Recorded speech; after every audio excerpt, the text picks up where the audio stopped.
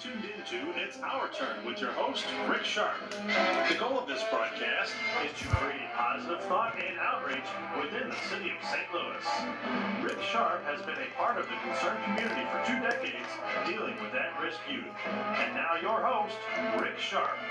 Hello guys, and welcome to It's Our Turn. I am Mike Isaac today. I will be your host. I will be filling in for Rick Sharp. He has a situation and things going on right now. He might be stepping in to drop a comment here and there. But today we're going to get to our guest, who is Linda Humphreys. She is a metaphysician, teacher, psychic, and a medium. Linda, how are you doing today? I'm doing just fine, and thank you for having me come on. You're very welcome. First and foremost, I want to ask you, what is the definition of a metaphysician? It means that I can meet someone, and I've done it even in a shopping center, where I've seen someone who's been sick, and I know that their emotions have caused them to be physically sick, not just that they have caught a virus, not just that they have physical illness. Yeah. In one lady's case, her cancer was genuinely caused by all the hatred and all the anger around her in her workplace as well as her home environment. Right. The second she did prayers, the second she took stones from me that were for healing and releasing of frustration, and did chemo, because I'm a big believer that you need to follow protocol from doctors, her terminal cancer disappeared. Was gone just like that. Her stage 4 cancer disappeared within 2 months. I had 8 tumors inside of me, and my tumors grew as big as my fists, 3 of them. And within 2 months of doing prayers, doing what I was doing to release my frustrations of the emotion, if we stay in our emotional bodies, if we stay in the thought patterns that people are telling us, and making us believe about ourselves, we don't move ahead financially. We don't move ahead in relationships because we're playing those old tapes that are given to us about ourselves. And we end up sick. In my case, it was when I first started the psychic fairs as a psychic. And I realized there were people out there that didn't care about the people sitting in front of them. And my mother instinct came out, and I developed cancer in my uterus. 2 months later, after doing prayers and doing visualization work and realizing that as long as I cared about you, if you sat in front of me, it didn't matter. Eventually you'd sit in front of somebody who did care. My tumors disappeared to be just one small one. I heard on a spiritual network, it was a televised, it's called INSP, Inspiration Network. I heard a preacher.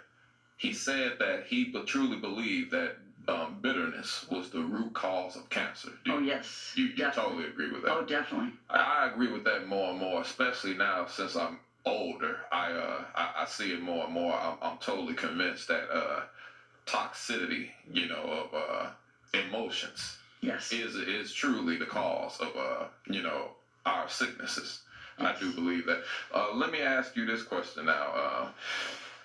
A lot of times people hear the terminology psychic and they hear the terminology medium. Is there a distinct difference between the psychic and the medium? Definitely. Okay. When I'm being with my psychic gift, and I call myself a spiritual counselor because I believe that God gave me my gifts. And I'm a 3rd generation gifted person, and my niece who's a vet's the 4th generation, so I know it's coming down from God to each of us. When I'm being psychic, it's like me knowing what a good musician you are. Me knowing that you can write music and you have it in you to do it, and telling you about it.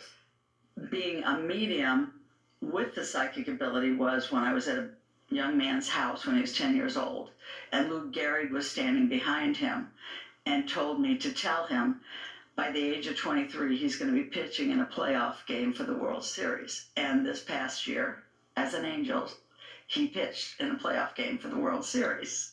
And I'm very proud of him because he still loves me and I still love him. That's incredible. But I was being the medium as a telephone operator for Lou Gehrig, the baseball player for the Yankees. As a total medium, It's where you would come to me and a grandmother, a grandfather, a great uncle who's passed on had a message for you. And that's all I would do for you is give you messages from the people that have passed on. That's the goal and purpose of a medium. Okay. Exactly. Are you familiar? I think, what's her name? Is it Teresa Pruitt? Yeah, that's Yes. that's it. I'm familiar That's with her. Yeah. And I did have that happen to me while I was getting my flyers made that you gentlemen have right there. A lady was copying a picture to take to her father-in-law who was dying in the hospital. Okay. And he came to me, even though he was not dead, he was in a coma, and he said, "That will make my son happy. And please tell her to tell my son I'm sorry. I was never able to tell him I love him. But I was never taught how by my dad. And I'm glad he's able to tell his son and his grandson he loves them because I failed as a dad."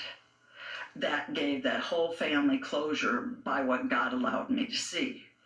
She offered me money, and I said, "No, there's no way. I didn't do it for the money. I did it so your husband would be able to talk to his dad and let his dad know that he got the message." I have to ask you this question. When a person dies, whether their soul might go, I don't know where, but do you honestly believe there is a resonance or aura of energy that still lingers on the earth when that person transports? I will explain all of this because lately that's what I've been teaching class on. Okay. When you die, you are met with your hands clasped, wrist to wrist, with the hands of an angel, or if you're close to a grandmother or grandfather, it doesn't matter. An archangel. In my one girlfriend's case, it was because she did a lot when she was over in the Orient for teaching the Oriental children, and W.G.N met her. Yes. You do relive your whole life. You do see all the wonderful things you've done. If you've been someone who is very spiritual and very loving and giving, your heart will feel like it's going to explode from all the good stuff you've done. If you've been someone who's done bad, you've talked your daughter into thinking she's fat, sloppy, and ugly, never going to amount to anything, then you relive all the pain you've made people feel. Yes. And you feel that emptiness. You feel that pain. What I was told by Jesus when I did the prayers, because I had a lot of clients that would talk to the dead relatives, and some of them were not relatives who were nice, but they were relatives that, because of the way they were raised, didn't know how to give love, and they were wanting to apologize for that because they felt that emptiness when they got to heaven. They felt what they didn't give their daughter, their son. Right. And they wanted to make it right through me. Right. And I asked Jesus, is that proper that I do that? Should I bring them up? Right. They were someone who totally abused this person emotionally and sometimes even physically, because that's the way they were taught to move the person ahead, is to smack them, beat them, make them think that's the way you get ahead. Yeah. And he said, this will get the person in front of you closure. Let's talk about closure. I love that word, and I'm tapping in and diving into that word more and more. But is a lot of your clients seeking closure, or are they coming for closure? They're not just coming for closure. Yes. But they're coming for what I call rebirth. Where through what they come to me for, I allow them to see all aspects of their relationships they've had, from little child to where they're at now as adults. How there's a chalkboard of shame routine I do where we put everything where you felt shame for friends of yours or you felt shame for you, and then we ask God to allow our hands with the golden light to erase that shame. But in the process, you also have to quit being in your emotional body. Well, what if I'm not enough? Because the last person I was with said that I wasn't enough because I didn't have a good enough job. What if I wasn't enough because my husband left me for a younger woman? What if I wasn't enough because of? What if I wasn't enough because of? We've got to get out of all of the what ifs. What if mentality. And the what I lack. And realize we're all enough. We have enough. When I ask in the beginning of this year that I have X amount of new clients and I put a number to it, I now have 39 more clients than I asked for, because I told God I need to touch more people and I need to get them to cleanse themselves of all of their emotional, I call them umbilical cords that are strangling them from moving ahead. I love that. They need to be the spiritual beings they can be. Yes. My little baseball player is fabulous because he said to CNN, I got here from God. Right.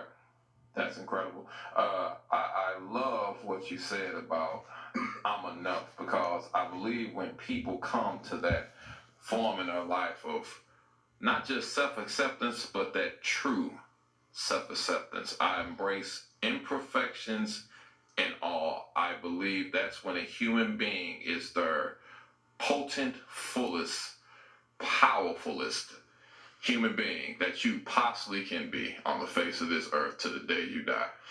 Well, and it's about, I can give to you all of me only when I know what it is I have to give you. Totally. So if I'm going to look for a new romance, I'm going to look for a new job, I'm going to look for a new class to teach you all. Right.